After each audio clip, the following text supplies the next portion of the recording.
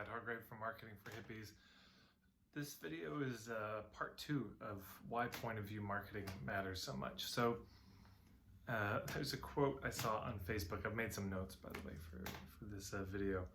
It said, listen to your elders, not because they always get it right, but because they have the most experiences of getting it wrong. Another quote I heard years ago was, success is often the result of good judgment. Good judgment is often the result of experience. Experience is often the result of bad judgment. So there's that. And this is a book I just read recently, Rescuing the Light by Martine Brechtel. So there are 4 or 5 little passages I want to read from this. In a corrupt society, you learn how to survive by taking. In a good society, you learn how to make beauty by hand and farm food in beautiful clothing. In the best societies, you learn how to bestow the wonderfulness you never received on a time of hope beyond your own. Oh, that's for the next one.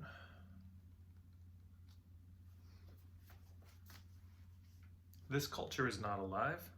It's just a televised imitation of a live culture that people just sit around watching. Unable to fully live, people's minds and bodies atrophy and die in masses from the weather, from epidemics. I'm not trying to save this broadcast, just to keep alive seeds so that some of the people have something from which to regrow, some memory of what real culture might be and actually how to live, knowing and doing something besides just being entertained on a sinking ship. It's not about trying to get to Shangri-La. It's the deliciousness of giving heaven to someone else. This is heaven. We're trying to learn that our health is the health of the whole thing.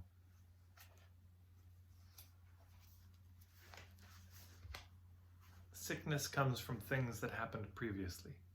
You cannot change the history in the past. You must heal it in the future. If you understand it comes from people losing their way and losing how to feed the earth. Since you can't go back to what it was, you must now feed the holy to make things good for a time we won't see. We do it because we love what could come, even though we won't be there. In this way, we become people worth descending from, whose present history is consumed in making a time to come that will not lead to such sickness. This is called metabolizing the past. This is called becoming a real human culture. Okay, I think that's it. So those are some doozies.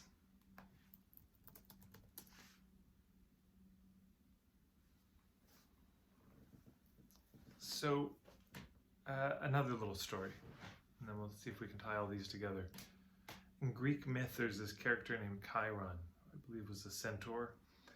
And one day while, I believe he was playing with Hercules, wrestling with Hercules, somebody switched one of the regular arrows they were playing. They're both immortal, so you can shoot each other with arrows, you can wrestle, you can hit each other, and it won't kill the other person. But an arrow was switched with a fatal poison. And not knowing it was poisonous, Hercules stabbed his friend Chiron with it. And because Chiron was immortal, he couldn't die. But because it was a fatal poison, the wound wouldn't heal. And so Chiron retreated into a cave for a while and then began to study plants just to try to heal himself. And he never was able to heal himself, though he was able to get some relief. And the understanding is that's where plant medicine came from.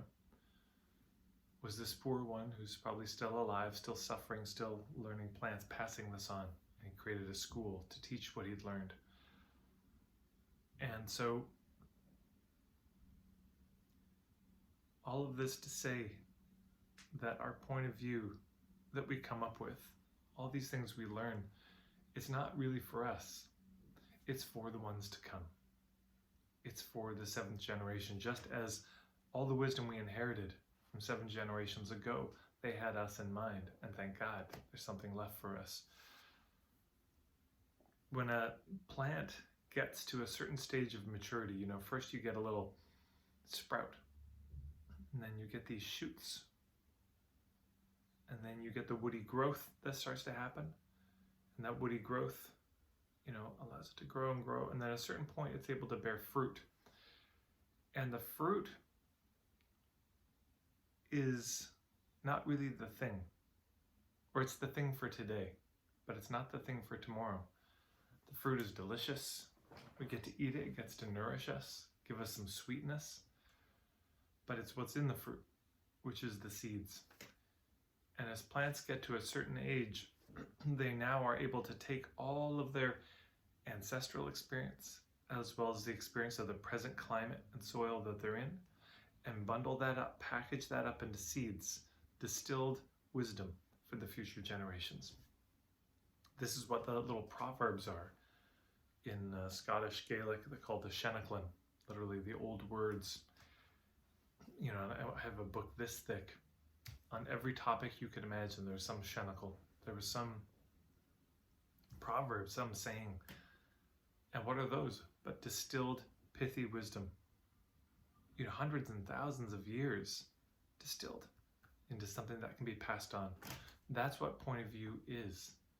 Now, it would be better if we could just inherit it and apprentice to it. And often we haven't had that luxury. So we get it in books, we get it in other courses, and most expensively, we get it from our own experience. So much of marketing for hippies came out of my own experience. Some of it came from colleagues, and a lot of it came from just learning, from being in the terrain.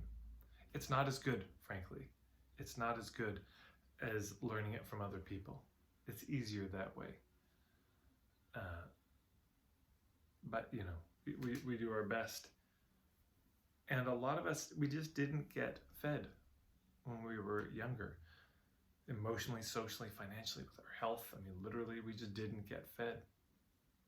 And the redemption is, as Robert Bly said, if you haven't been fed, become bread. Now, that doesn't preclude learning how to get fed, learning how to eat. That's also in there and probably comes first. But the redemption comes when we start learning how to feed those to come.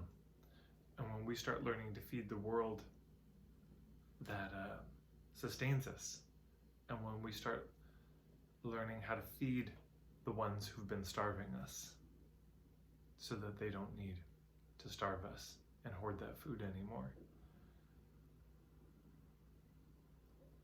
So all of this wisdom that we get, again, there's a reason why it's so important that we not just go through trauma, but learn from it. There's nothing inherently wisdom-provoking about being traumatized. But if you can metabolize it, if you can digest it, if you can assimilate it, if you can learn from it and learn the terrain that you went through and testify to it and pass on the information of what you saw there to the ones to come, this is all of a sudden very useful. And of course, as people think about that and say, well, I'd love to start sharing about who am I? Who am I to stand in the spotlight and say these things? And I did another video about this, so I won't go into it too in depth, but don't worry about standing in the spotlight. You be the spotlight and shine it on what you think the world needs to see. Here's this understanding that I came to, cobbled together, the ragged wildflowers of our times, put together into a little wild bouquet for you. That's what point of view is. So this matters.